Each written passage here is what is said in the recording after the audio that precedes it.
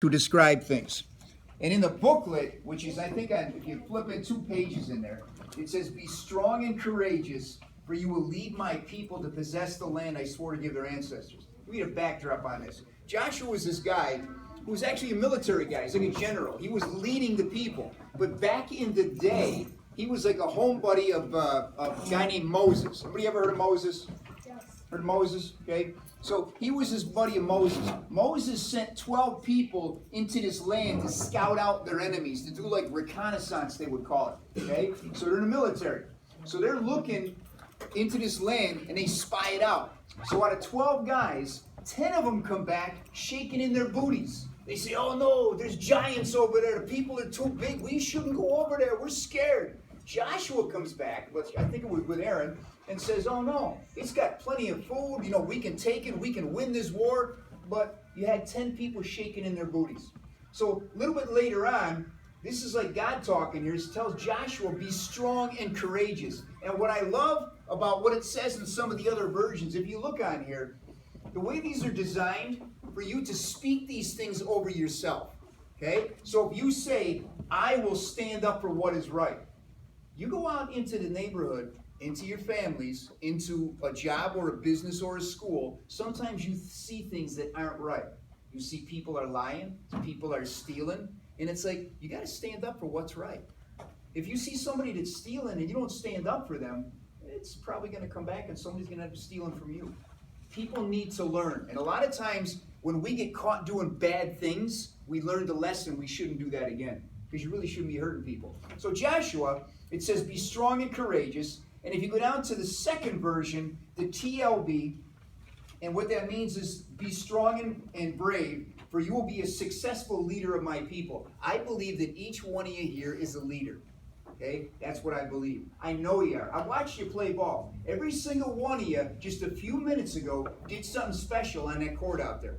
You all did. Whether it was a shot, whether it was a pass, whether it was a defense, whether it was hustling down the court, whether it was trying a left hand when you're right-handed, you all did something that a leader does. You may not have seen it. Some of y'all think that maybe you're better than somebody else out there. But the point is, you're all gifted at something special. And that's what makes up a team. You go down to the last version, and it says, "Be determined and confident, for you will be the leader." Last night, if you watched, I didn't watch the game last night, but I know that Curry had a phenomenal game, and he's just whatever. But he couldn't win by himself. He needed a team. You can't do anything by yourself. You need a team. So the basketball, for Block Club basketball that's going to happen here, I'm not sure if we're going to play in the street or across the street, but it's going to happen. It's starting on July 8th. It'll be the first game. The league is made up of 13 to 18-year-old guys and girls. And what I stressed to you guys last week, there are some players that I've seen historically that kind of like fly above the rim. There's some really, really, really good ball players out there. Now, some of these guys, they may not do anything with their lives other than play ball, but they're really good. So that means that we've got to bring our A game. And the greatest thing you can do is to learn the fundamentals of the game. A fundamental might mean you got to box out. Box out means if your guy's got the ball and he's shooting, you got to keep him away from the basket so that you get the rebound. In your life, you've got to box out bad things that might happen to you. The temptations that might cause you to steal, cheat, lie, destroy other people's reputations. You got to box them out of yourself, out of your life. Everything in basketball is about the game of life. Okay? You take the right shot at the right time. When the opportunity comes, God will open up a door. Okay? Sometimes you set a screen for somebody to help a teammate. Okay? Sometimes you'll pick and roll, which means that somebody's going to set a pick, you block somebody, and then you roll to the basket. Okay? It's all about life. Sometimes you're rolling to help somebody else out that needs help. You play basketball the right way, you're going to know how to do life better the right way. So what we're all about here, you're all leaders. I've seen it just a couple of minutes ago. It blows me away. So tonight, we are blessed, fortunate, and just full of cool beans to have a leader amongst us. Brohdny has a ministry, it's called The Walk, and he has served our country in the military. He's been in the Army.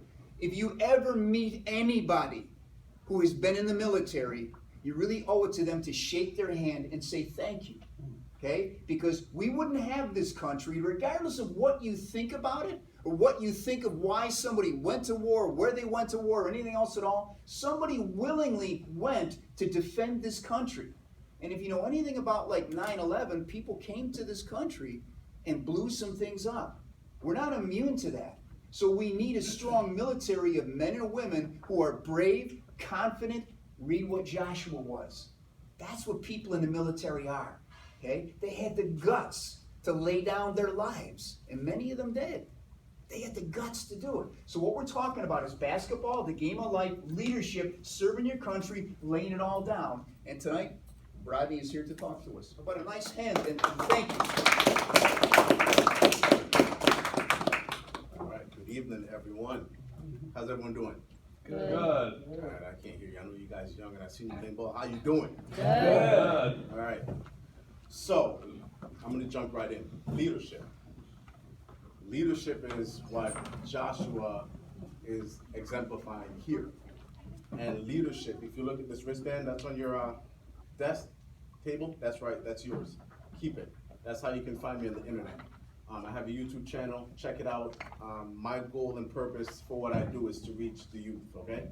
Because us old heads, we're kind of stuck in what we know and what we've learned, but we want the best for you guys. So, leadership, LDRSHIP. That's my acronym, which I learned in the Army, okay? This is the Army values. So this acronym changed my life. I'm gonna back up, I'm not from this country, I'm actually raised in Jamaica. You know, when I was growing up, has anyone, youth or adult here, been in any kind of trouble, arrested or anything like that? Anyone? All right, good. I'm glad it's not a lot of hands, but my hand should go up too, because I've been arrested, I've, done some time, I've done things I'm not proud of, but by the grace of God and through Jesus, this is what I want you guys to realize. Jesus is the key here. You can know God, but if you don't have a relationship with Jesus, it really doesn't matter. So Jesus is who saved me, and I was saved by Jesus through my mother, who, kind of talked to me about Christ growing up. Didn't care when she was talking about it, but we call that planting a seed. If she had never mentioned it, I would not have known about it. And when my life was going to change, and it did when I got called to Iraq, is when I accepted the Lord, because my mom told me to. So I did it for her. I didn't care about God and what he represented or Jesus. My mom said do it. I was going to war. I might have died. I knew it was important to her. I didn't. But I followed her instructions. I read the Bible every day, like she told me to in Iraq. My roommate was a believer. That didn't happen by accident, okay? I believe that God already predestined things for us, for you guys, okay? You have to listen to the people that he put in, like Mr. Bob said. There was a lot of people out there that I didn't see and know about that were setting pics for me, okay? Because guess what? I've been arrested 7 times. Ready? Someone count the letters on this. How many letters is there? All right, good. So that's not accident either, okay? I also wrote a book. I have it here. I'm mentioning that because I want one of you guys to win the book. I'm gonna give it to you for free. So we're gonna find out how you can do that by the end. So those pics, right? I hung out with a lot of kids who got in trouble, and prior to hanging out with them, I never got in trouble. So now when you associate yourself with people, you become what they do, right? Unless you're the leader. That's where leadership comes into play. I'm a leader now, before I followed. Got myself in trouble, but that was already predestined, right? God was setting these pics, using people to set the pics. All my friends who didn't go to jail, but got in more trouble than me, are still doing the things that we did back then. But I'm not, and I'm better off because I have Christ, okay? So, I encourage you to not do the things that might come your way. You're going to struggle, you're gonna have temptation, even after you accept Christ into your life, okay? Because I still struggle to this day, all right? People are out there for your best interest. There are people out there that's gonna take advantage of you, or try to. But you have to be mindful of who you let in your circle, okay? Who you let on your team. Everyone that's trying to set a pick for you don't have your best interests, okay? So the 7 words, because I want you to have this, the 7 words, listen, it's loyalty, duty, respect, selfless service, honor, integrity, and personal courage. The 7 words in order spells leadership. LDRSHIP. For me, I put my spiritual walk on this. I believe that everyone in this room has a walk, they have a story, and they have a journey. And there's no one that can take that from you. I can't tell you anything about your walk, your journey, or your story because it's yours. Only thing I can do is be a part of that, hopefully be able to set a good pick for you, roll with you, and get the best out of life. Okay, because what I'm doing now is volunteer. I'm volunteering because I care about the community, I care about the kids, and God has blessed me enough to give my time to you guys, okay? So moving forward, I'm hoping that the youth in here will learn this, and as you get older, you do the same thing. But you can't do this, I promise you can't do this without Jesus, okay? That's what I want you to get from today. Jesus, don't worry about me, don't worry about this little thing here. Remember Jesus, find him, accept him, make him a part of your everyday life. And when we say everyday life, don't get discouraged when you don't acknowledge God the way the world say you should. Because even though we're believers, the world, society has a way of putting things on people, and then you feel like you're not good enough. There's nothing you can do to make God not love you. And he loved us so much that Jesus died for us, okay? You really got to remember that. There's nothing you can do to make God not love you. Your mother, who loves you unconditionally, she's going to forsake you one day. Your brother is going to forsake you one day. Your friend is certainly going to forsake you. Your boyfriend, girlfriend, wife, they're going to forsake you because that's how we are. But Jesus is perfect. God loves you. Jesus paid the price, and now we have salvation, right? We have opportunity to save other people in the world. So my goal is to save people, right? I'm in the business of saving lives. And that's not of this world, okay? That's through Jesus, meaning spiritually, okay? So this world doesn't matter. Look, I'm gonna put this out there now. I have this nice charger outside, and if that thing blows up, it doesn't matter.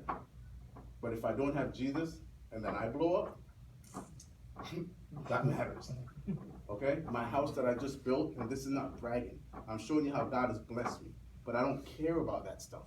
That stuff doesn't matter. But God wants you to have nice things of this world. He wants you to flourish. He wants you to be on top of the world because that's what he desires for you, your happiness. We're happy when we have good things, right? Mm-hmm. We're happy when we have unlimited water, food, money to buy things, right? We like to wear nice clothes, nice shoes. All that don't matter, right? Now, all the good things that I just mentioned, it doesn't matter because there was a time in my life when I was in Jamaica. I didn't have a toilet to flush, okay? I bathed outside. I walked to school. I got 3 kids. They don't know nothing about that. But I tell them so they're aware. But they're spoiled. Most of us in here are spoiled. But I'm telling you, not having light, going outside to the bathroom and using bush to wipe your bottom, y'all don't know nothing about that. But I'm telling you, God will bless you in those times. Because I had people who cared and loved me. My grandmother sang the hymns every night. She talked about Jesus to me. That was the seed being planted. I didn't care at the time. Even when I was in school running track, going to states, I didn't care. I was cocky, my ego, you know, all that didn't matter. But I found Jesus, and I'm telling you guys to miss that. Not to miss that opportunity for Jesus. Because if it's too late, there's nothing you can do. So, Joshua. Can someone read that for me? Anyone? Joshua 1:6, right? Yes. Be strong and courageous, for you will lead my people to possess the land I swore to give their ancestors. Who do you think is being talked about in that verse? Jesus. Jesus is being talked about?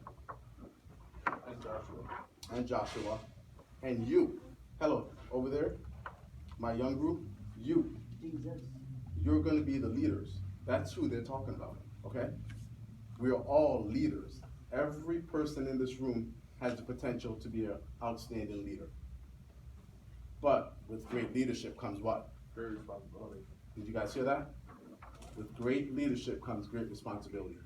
So for you to not be a follower, you have to step up and do the things that you might not want to do because you want to fit in, right? How's my time? You are, got a minute left. All right, minute left. So I'll just recap. Personal courage is the word I'm going to hit on because they're talking about being courageous. For you to have personal courage in life, you have to face your fears, right? Any danger that come your way or adversity. Adversity is real big because adversity is going to come throughout your whole life. Fear, that's personal, that's intimate, that's deep. You have to figure that out. You got to face it because if you don't face your fears, you're never going to progress. It's going to like cripple you. And I'll tell you this, when Jesus, who's fully God and fully man, right? He was afraid too when the crucifixion was coming and he was going to pay the price. He actually went and prayed to God and asked God if there was another way for this to happen. But because he's fully man and fully God, he was able to put that man aside and honor what God says. And one of the words is honor. Honor is doing what you know you should do and not intentionally deviate from it. So integrity, if you know you're not supposed to lie, you need to honor that word and not lie, right? But leadership, remember the 7 words, okay? This is about Jesus, right? I hope to see you guys again because I really like your young, eager faces, and when you look, I can see. So it's really good. I appreciate your attentiveness and not being rude and disrespectful, and you're honestly one of the best groups I've talked to. So give yourself a round of applause for that. Might not be much to you, but it means much to me. And I hope you guys got something. Like I said, one of those is for you. You can find me on YouTube. I do videos. I do coach basketball. So if you want some tips, I'm all about it. If you want to test my game, the court's outside. But Jesus, that's what's important. All right. So thank you guys. Thank you.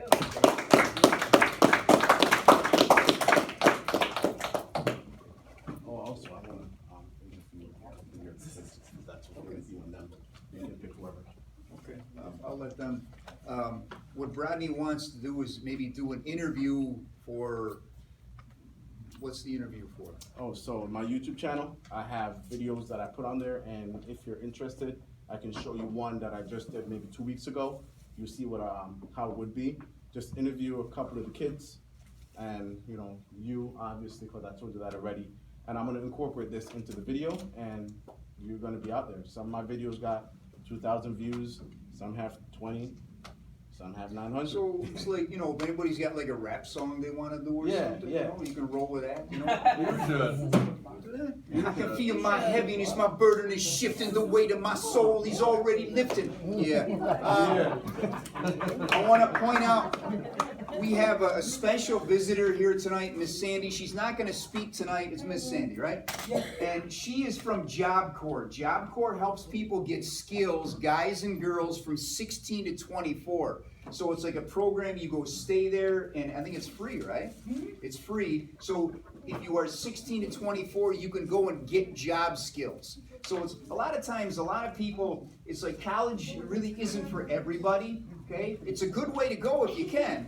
It really is. College is good, but it's not for everybody. Sometimes there's a way to gain a skill or gain a trade. And in this day and age, skills and trades are almost kind of like disappearing.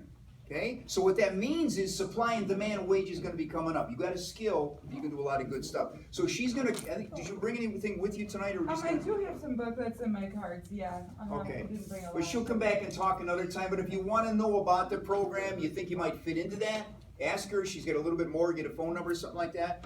In the meantime, one of you guys want to pray for our meal here tonight? Dear Lord, thank you for allowing us to fellowship this evening.